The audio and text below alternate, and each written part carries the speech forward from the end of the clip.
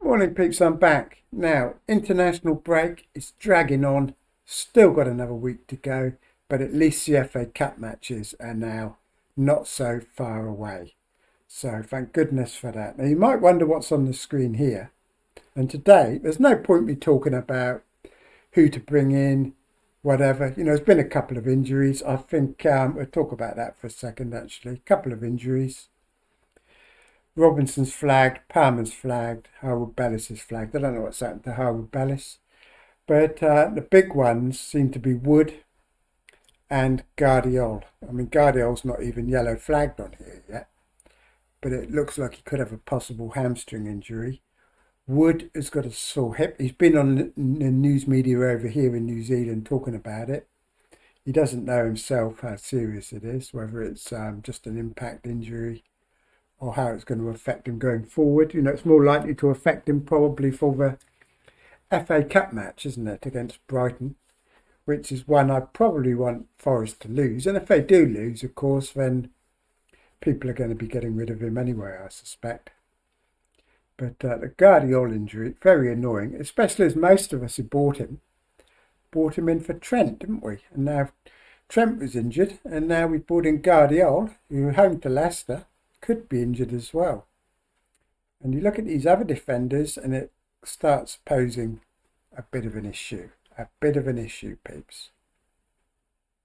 But certainly not enough to wild card, but maybe I'll be forced into a hit this week. Anyway, that's enough of that. And by the way, Trent probably going to Madrid now. And it doesn't look, I don't think it's good for Salah. I've said this before, and I don't think people are making enough of this, but I think if Trent's out, which it looks like he is anyway because he's injured, then that's not a good sign for Salah. And Trent going to Madrid could also open the floodgates for the likes of Salah, Virgil van Dijk. You know, the team could be breaking up basically, and being knocked out of the Champions League would not have helped. And anyway, so what we're going to do now is we're going to have a look at the world's #1 team, because the world #1, people are all shocked, right? They're shocked, A, because it's a female, and 2, because she's 67-year-old. You know, I mean, what's wrong with being old, peeps? Nothing. You know, she's even older than me. Nothing wrong with being female. You know, I've got a lot of female subscribers watch this show, peeps. And should we be surprised that one's in the lead? No. You know, people are saying, oh, it shows how random FPL is because a 67-year-old woman's in the lead. Well, it doesn't show how random it is. It just shows what a bunch of sheep you lot are.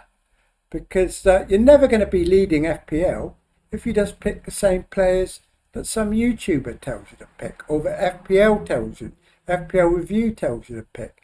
This woman, she's picked her own team and she's in the lead. You know, so fair play to her, peeps, fair play to her. So we're going to have a look and see how she's done it, because believe it or not, you probably think she's done it by just playing absolute luck. Well, she hasn't really. She hasn't really. All she's done is captain Salah every week, bring in sensible players, and not take hits. She hasn't needed to take hits probably because maybe she hasn't had too many injuries. But it hasn't been perfect for her. You know, she's played well. She hasn't panicked. I mean, let's have a look at it just for a minute. Right, so she used a triple captain in game week 24 like I did. You know, she obviously watches this show, peeps. You know, she knows fellow oldies stick together. And if she watches any show, it'll be this one, because this is the only one that doesn't try and tell you to pick a player simply because they are top selection in FPL Review. So she used a triple captain then. Then she did what I probably should have done, which was use her assistant manager in game week 25. She never even used her first wild card. You know, but if you're in the top 100 or whatever, do you need to? Do you know what I mean? Do you need to, peeps? But she didn't use it. But saying that, look, her start wasn't fantastic. Game week ranked 2.5 million in game week 1. 1.8 million in game week 2, which isn't bad to be fair. 1.8 million in game week 3, and then a 7 million rank in game week 4. But she didn't panic. She didn't use a wild card. She didn't take any hits. She just kept going. If that phone rings, peeps, you're just going to have to put up with it, because I'm not redoing this. I tell you what, I watched Adolescence the other day, right? And they filmed the whole thing in one take. And this is what I do on this show, you know, because it flows better, doesn't it? That's why everyone likes that show, because they just recorded it in one thing, you know, one take. Well, not one take, but the whole thing continuous, you know, and that's what I do, Pete. So it's going to flow better that way, right? So she didn't have any real what you'd call absolutely fantastic week until game week 9, when I think this is a week I did as well have a really good week this week, and I think it was a week, yeah, it was, look, the week when Cunha and Salah did well and everyone was on Haaland, I think. But she had Palmer from the beginning. We'll look at a game week 1 team, actually. We'll stop, because my first thought was that she was just somebody's second team, you know, a member of a community that had a second team, you know, and called herself Susan Clark, and wasn't a real player. But when I looked at her first week's team, I dispelled that kind of, because White's not a template pick. The rest of them pretty much are, though. So she's picked a good team, a good starting team. Her ID's 5.5 million, so she didn't register this team until fairly close to the deadline, by the look of it. But she's picked a very sensible team. You know, she's got 2 4 million defenders on the bench fodder. So she knows about bench fodder, although she didn't pick a 8th attacker in that category, although João Pedro was pretty cheap. She's also picked a very cheap reserve keeper, although it has to be noted that for most of the season she has used rotating keepers. A lot of us don't do this, but she used rotating keepers. I think she had Henderson and Sells from Forest for most of the season. And I think what she's done is she's picked the previous season's high scorers, because obviously White was the highest scoring defender last season for Arsenal, so she's picked him. Pedro Porro scored well, I think, the previous season. She picked him. And she brought a Liverpool defender in for their great fixtures. Pickford, another one who scored really highly the season before. Mbuemo, Palmer,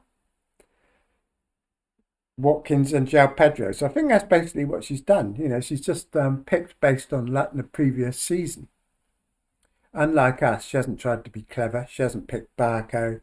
She hasn't picked Nkunku, Quansah, or any of them, although she did pick Bradley. But, you know, she's picked pretty well. You have to say she's picked a pretty good team for game week 1. Captain Salah, as you would. And she's pretty much Captain Salah the whole time. That she made a transfer. What did she do here? I don't know, Pete. She had Faze on the bench. Captain Salah every week, every single week until last week. She captained Salah. At some point, she makes a goalkeeper change. We'll go back and have a quick look at one of her better weeks and see what she got up to.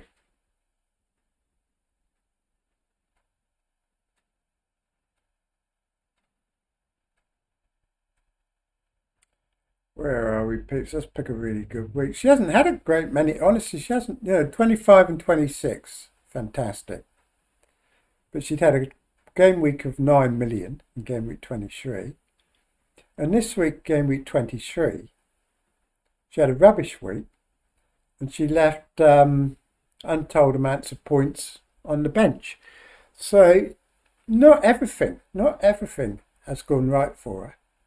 You can see by this stage she's got a Newcastle keeper and sells. So she's changed the keepers a few times over the season, always having two playing keepers recently. She got a Forest defender in, and has basically not done anything really untoward. You know, I mean, we saw somebody win FPL once that didn't pick any Liverpool players, and we've seen others that have picked like really random captains that have paid off, and they've done really well. But I mean, this is her best game week of the season here. Wow. 123 points for assistant manager played in game week 25. Average that week was 74. See, Trent, Saliba, Mikalenkovic, Palmer. So Palmer all season, apart from taking him out this week. She's got Rashford in. Watkins, so she's gone for it. And this would be just after the double game week when Villa and Newcastle had a double game week, I guess. She got 21 points for Hertzler, her assistant manager. So assistant manager's done well for her. Following week, she got 107. Assistant manager was Glasner. So she's, this is a new chip. People complaining about this chip, saying it's too much for casuals and everything. Well, she's managed to use this chip all right. You know, she knows what she's doing. You can't treat people as being stupid peeps just because you think they're casuals. Do you know what I mean? People know how to play. And she's made good use of her chip here. Mitchell in for Palace. So she's got a few kind of... But not, she hasn't picked a team according to FPL Review. Let's put it that way. Assistant manager game week 27. She did Glasner for another 20 points. So completely smashed it. She used her assistant manager when there were only three games out of her assistant manager, basically. No doubles. But still got 60 points of it. Plus her 29 points from her triple captain in game week 24. So it's done absolutely fantastically from the assistant manager chip. Again, this week, look, she left Pedro on the bench, Mikalenkovic, 13 points on her bench this week. Like I said, she's captain Salah every single week. She has not done anything remotely amateurish or unusual. Nothing. As far as I can see, she hasn't made any mistakes. A history from previous seasons. She hasn't done great in the previous 2 seasons, but I don't see her making a single error this season in terms of doing something stupid, like you expect people that don't really know what they're doing to make. So she obviously knows how to play the game. Saying she's never heard of Fernandez before she captained him in game week 29 does seem a bit silly, to be honest. I mean, well, she's in the fan league for Liverpool. We don't really know if she's a keen Liverpool supporter or a football supporter. She's in a family league, basically, for Game of Bones. And it's pretty much looks like a family league. And the guy in second, Jen Clark, or female in second, she's at 40k. So I don't know. She's not as casual as she's making out, in my opinion. But because she's literally not put a foot wrong. She's had bad luck, like we have. Left players on the bench and all that type of thing. What she hasn't done is overthink things. She hasn't panicked. She hasn't brought in players out of FOMO. She's just picked good, solid picks. And she hasn't tried to be clever. She hasn't tried to captain Palmer when Salah's available. She's just kept it on Salah every single week, apart from game week 29, when Salah didn't play. You know, she didn't use her first wild card. You could argue that's a mistake. But however, you know, when you're in the top 200, like, you know, she's like 177th after game week 20, and you've got a decent team, do you really need to play your wild card? You know, maybe it's superfluous by that stage. So it's going to be very interesting to see how she goes. Her team value is good, as you would expect. And she hasn't put a foot wrong. I mean, navigating between 24 and 29 was difficult, wasn't it? A lot of you didn't manage it. You know, a lot of you, like look at FPL Andy, was on about wildcarding in game week 29 because he wasn't managing very well, you know, because he'd brought in the likes of Dango and Weary and players like that, where she's just managed to get a game week 29 team out with no dramas, full team out, and got 71 points. And that's despite having the likes of Watkins and Rashford and all those players after game week 24.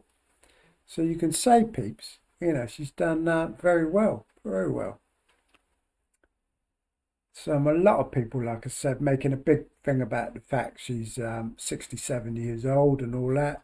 Just means she's more experienced at life, peeps, and is smashing the FPL review boys and all the rest of us. Because unlike us, she doesn't overthink things. But it just shows if you can just pick sensible picks, stick the armband on the most sensible option every week, don't try and be too clever, then you can do really well. And that's exactly what she's done. You know, she hasn't done anything really out of the ordinary. Obviously, it looks easy when you see it because she's picked the right players, and at every turn there probably would have been another option that she could have picked but wouldn't have turned out nearly as well. But you have to say that these players like Mbuemo, Clivert and Fernandez, João Pedro, Wood, I mean, they've been performing all season, haven't they? All season. So it's not surprising that she owns them, really. I mean, a lot of us do, don't we? The only difference is we're not number one. But yeah, she's just played with a completely straight bat, really. Nothing at all untoward. Nothing at all. So we could probably learn a bit from this. And I think what we could learn is not to panic. No FOMO, making transfers because you're worried about something. You know, just pick good assets and stick with them as long as you can, basically. And, you know, why not? Why not, peeps? I'm trying to think of anything else that she's done. I know she had rotating keepers for most of it. It was Dubrovka and Sells and the Henderson and Sells as well. That worked for her. I mean, I had Verbruggen and Flecken, which definitely did not work, you know. So I mean, having the right keepers actually makes a huge difference, especially when ranks are so close this year, aren't they? I mean, the difference in points between Flecken and Verbruggen compared with Sells and Henderson must be huge. You know, that's probably worth 70, 80 points by itself, isn't it? Absolutely massive, peeps. Absolutely massive. Anyway, that's enough of that. So, you know, we might, you know, I mean, I've got the likes of Marmouche and all these players in trying to get ahead, but we'll see. You know, she hasn't got any Man City players, has she? So we'll see how she goes next week in game week 30, because things can soon change, can't they? So we'll have a look back and see how she manages to navigate the next few weeks. I mean, the danger for her, of course, is that now she's going to start taking it seriously, and that's when the trouble will start. She'll start watching YouTube videos and stuff, and then it'll all go downhill rapidly, won't it? Once other people are telling her what moves she should make. Anyway, peeps, what else can we talk about? So,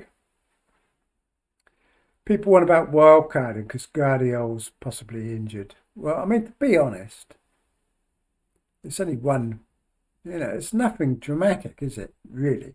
Say Palace win their FA Cup game, just stick in Munoz instead of him or whatever, and you know, could take a -4 to change another defender, but it's nothing to panic about just yet. Same if you're in Chris Wood. There's nothing to panic about, even if he is out, really. And most of you will have bench players. I've got Isaac anyway to come in for somebody, Elanga probably. And no need to panic, Pete. No need to panic. You've got to be more like Susan. Be more like Susan and less like no, we won't go there, Pete. We won't go there. Anyway, I'll tell you what, this international break, it's the longest break I can remember. It's like completely dead, isn't it? Completely dead. I tell you, I've been going for runs. I've been playing Civilization 5. I watched that Adolescence show. It was very good. I couldn't help thinking when he was in the car park there, and it was all kicking off in the car park at the garden centre. I couldn't help but think, I just hope he didn't check his FPL team, because he was like, steam was coming out his ears, and he was ready to explode, So if you've been playing FPL, peeps, that could have tipped him right over the edge. You know what I mean? You know what it's like. And so what was I watching? I watched a few things on YouTube bits, which I watched Steve-O's show this morning. That was quite good, on Dartmoor. Walking around Dartmoor, slagging off everybody else, basically. So I quite enjoyed that. I like that sort of thing. He was basically saying that the community's dead now. It's just full of people telling other people what to do. Do you know what I mean? It's like people... I've made this great big long thread on why you should get Flecken instead of Pickford. And like, look at this, look at this, look at this, and all that type of thing. And rather than being a proper discussion like the community used to be in the old days, it's all about numbers now, isn't it? Support my channel. I've got 5,000 subscribers. Help me get to 6,000. Do this, do that. Just people telling other people what they should be doing. And so I quite enjoyed watching that this morning. It's got a bit angry though. He's very angry these days. But you can see he's making a good point. He's making a good point, Pips. It's nice seeing Dartmoor as well. He's wandering around Dartmoor. And it brings back memories, Pips. I used to go around there foraging for mushrooms back in the day. It was a very good spot for finding mushrooms. And I used to enjoy... I got lost, actually, once. I went on this... I used to be in this thing called Operation Dartmoor when I was a kid. And it would be like hiking. Every Sunday, we'd have to go hiking around Dartmoor. And I got lost one day up by one of the tours up there. I went the wrong way. And suddenly I was all on my own. I was only about 11 or 12, I think. It's very scary. I was like completely lost for about 2 hours. I had to send people out searching for me. Yeah, so I didn't go again after that, peeps. That was it. That was the final straw.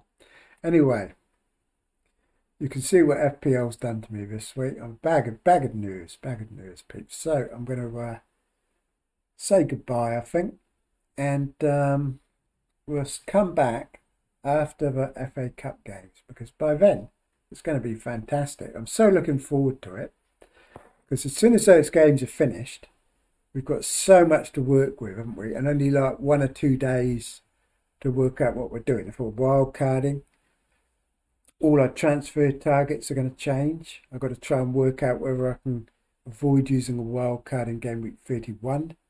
And it all depends. Like if West Ham get a double game week, for example, I'm suddenly going to want their players. I'm going to want Bowen. I'm going to want a defender. I'm going to want the goalkeeper, Areola. And all those type of things. Everything's going to change really rapidly. And It's going to be very interesting, especially this Bournemouth City. I don't know why City were favourites in the FA Cup, to be honest. I think Bournemouth should be favourites, but City are. But I wouldn't be at all surprised if Bournemouth knock City out of the FA Cup. I'm also thinking Brighton will beat Forest. Fulham Palace is like, could go anyway, couldn't it? Could go anyway. That's going to have a bearing too. Anyway, peeps, I'm off now. I'll talk to you all later. So like and subscribe, and I'll see you next week. Okay then, so cheers for now then, peeps. And we haven't even put the screen up, so I can't even talk over it today. So goodbye.